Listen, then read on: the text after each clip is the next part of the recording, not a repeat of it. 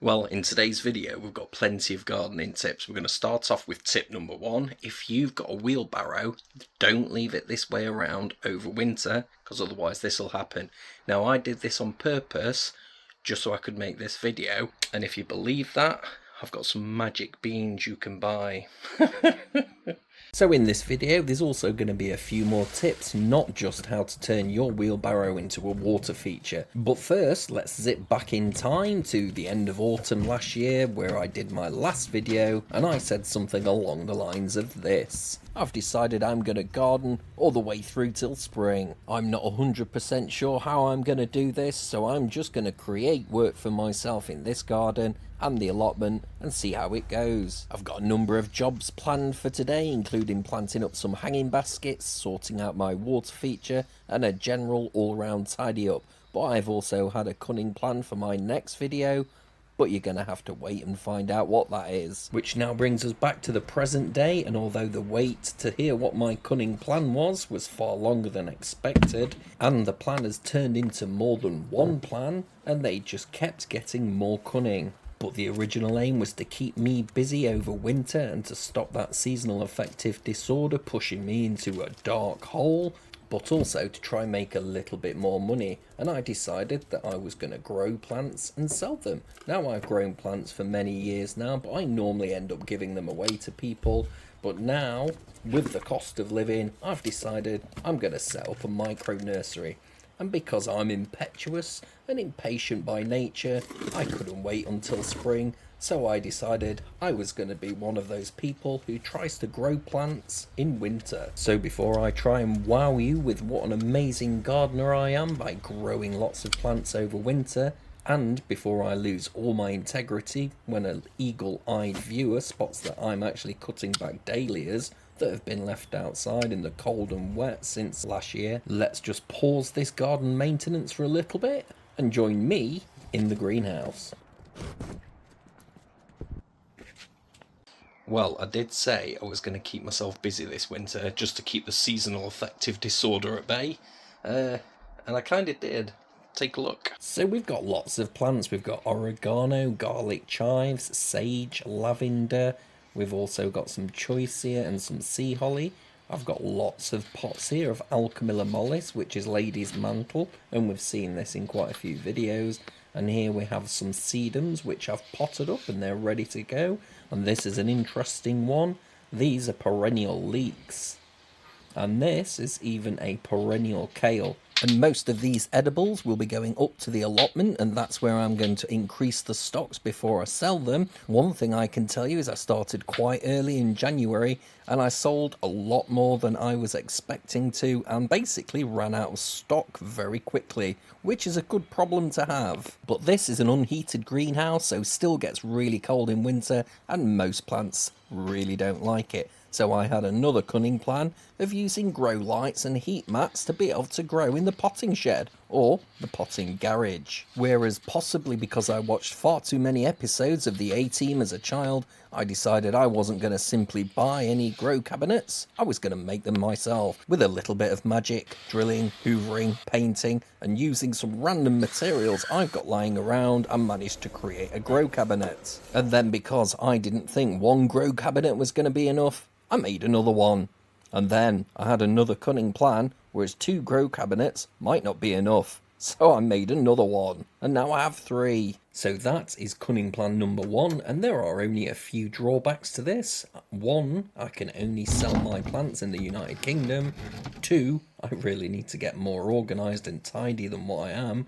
And 3, I need to be registered to supply all of my plants with plant passports. But that's fine, I've done that, and I'm on my way. So that's cunning plan number 1, all sorted, and it's going to be really exciting. Now, the next plan was a real big one, but you're going to have to wait till next Friday to find that out. Or, if you subscribe to the newsletter, you'll finally get your first newsletter tomorrow. because I really need a lot of feedback about this next idea, because it's a really big one and it's going to take quite a lot of work. Now we're going to zip back to the relaxing garden maintenance of me sorting out these strawberries, despite the fact that I'm probably going to lift all of these up and take them to the allotment, because with the micro nursery I'm going to need a lot more space than what I've currently got.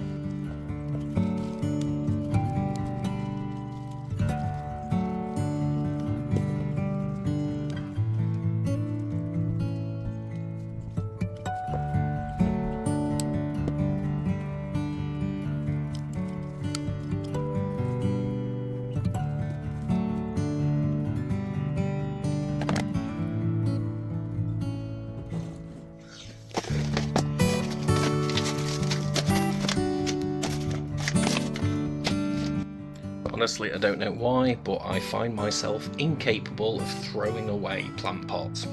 I don't know why, truly.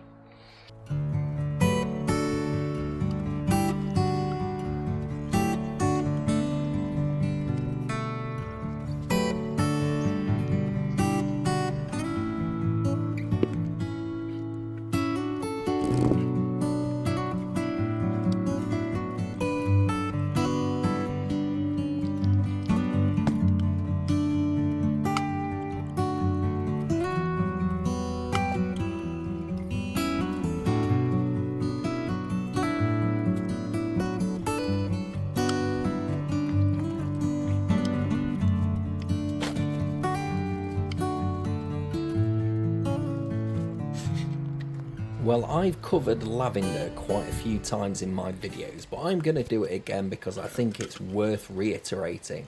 Now, people always say, or rather people, I mean expert gardeners say, don't cut into the woody stems of lavender because it's no good for the plant and you won't get any flowers. However, there's a little bit of nuance to this. This is a very woody stem, but as you can see, there's quite a lot of growth coming off of it. In fact, this section here is probably a pretty good candidate for a hardwood cutting, so I'm going to pop it in here and just see what happens, because I like my little garden experiments. And I think all of you guys should just have a go. The worst thing that could happen is this doesn't root and it dies, and the best it could happen is a free lavender plant growing in one of my raised beds.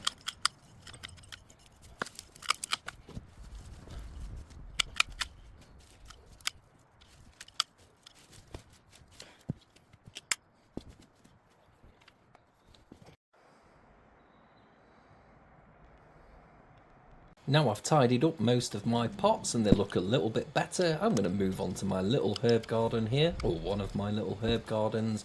As a lot of you guys know, I feel quite strongly about herbs. Not only do I like eating them, they're also amazing for wildlife and ridiculously easy to grow, and everybody should do it. They can even make a sweaty English gardener smell quite nice.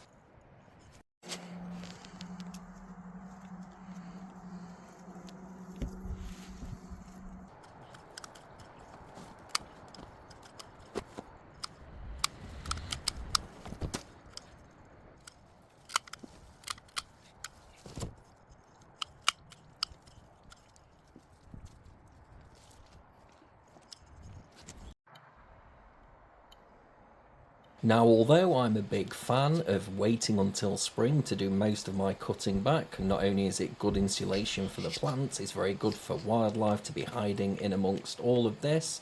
However, this winter has been very cold, but it's also been extremely wet, and it's that combination of those two factors which can be a death sentence for a lot of plants. So I'm going to zip through this soggy mess and do my cutting back early. This plant is a peony, and if you have a close look at the next video shot, you can see the buds already coming up, including one that I accidentally dug up, but I'm just going to pop it in a little hole at the side and keep my fingers crossed.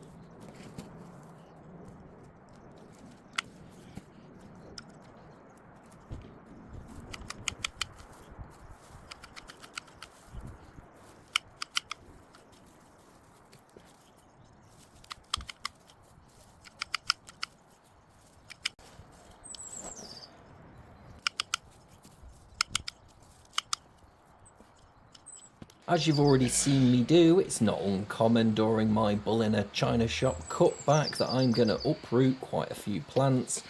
If you do, don't worry about it. Most of these roots are still quite dormant. Give them a snip like this and then pop them back in the ground, and 9 times out of 10 the plant's going to be just fine. And if this happens when the ground is really dry, just give it a splash of water and that will help. Fortunately or unfortunately for me, this ground is sodden as it's done nothing but rain for about 2 months.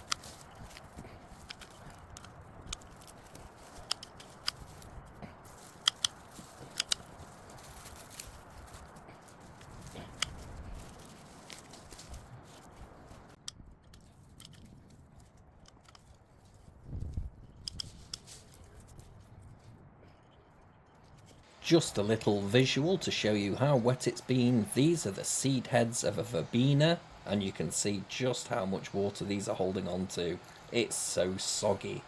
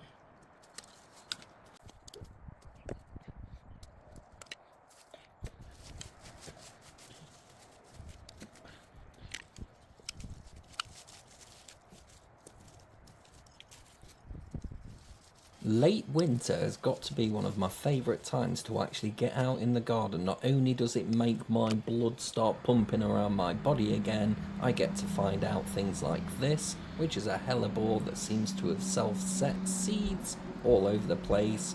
There must be 40-50 plants growing around this area, which just goes to show just when we think our gardens are dormant and asleep, they're really not fully asleep. They're working all the time in the background. That being said, my water feature is absolutely shocking, and this is where my knowledge gap is. I don't know anything about water plants, so if you do, please let me know what to do with this thing. It looks disgusting at the moment, and I really don't know what to do.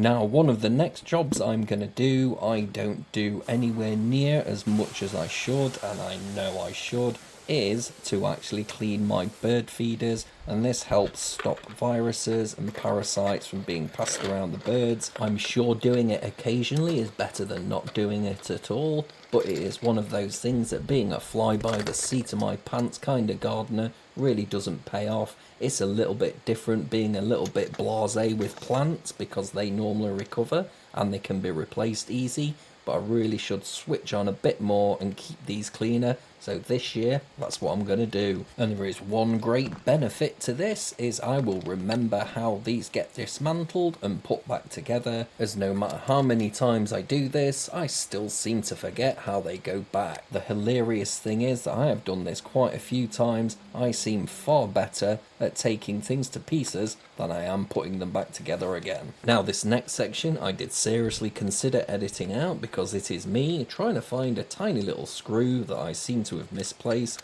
I haven't got a clue where it is. Not only this, but I managed to put one of the other bird feeders back together completely wrong. Cue the Benny Hill style music.